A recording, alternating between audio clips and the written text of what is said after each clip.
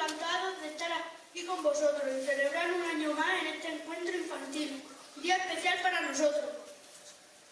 Este año contamos con la presencia del grupo de folclore infantil Chispa de Plasencia, la Asociación Folclórica Nuestra Señora de la Antigua de Mérida y la Asociación Cultural Salmorena Losareña de Losar de la Vera.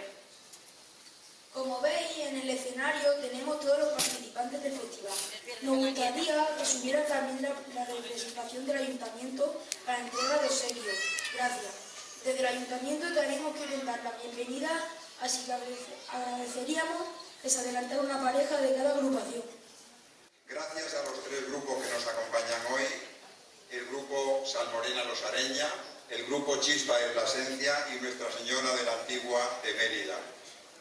Es reconfortante ver cómo ya por tercera vez hemos conseguido reunir en el tercer festival de folclore infantil a tres grupos de la región y la verdad que es un orgullo y una enorme alegría comprobar que cada vez más en los grupos folclóricos se va transmitiendo de generación en generación y que contar con estos retoños juveniles, infantiles, que van manteniendo el pabellón y que siguen en esta tradición para que nunca se acabe, es muy importante, creo, y es motivo de orgullo para los pueblos y para los grupos el seguir manteniendo las tradiciones, el folclore, porque eso es memoria histórica auténtica para los pueblos y espero que nunca se pierda.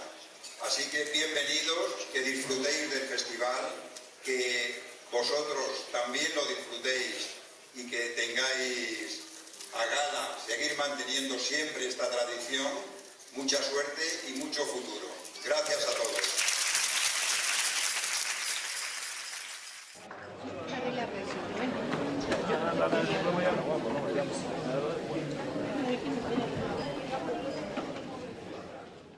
Uno de ellos formado por 14 niñas y niños de entre 11 y 13 años.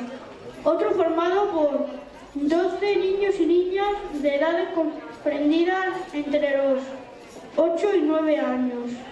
Y el último que acaban de empezar hace un mes por niños y niñas de entre 6 y 7 años.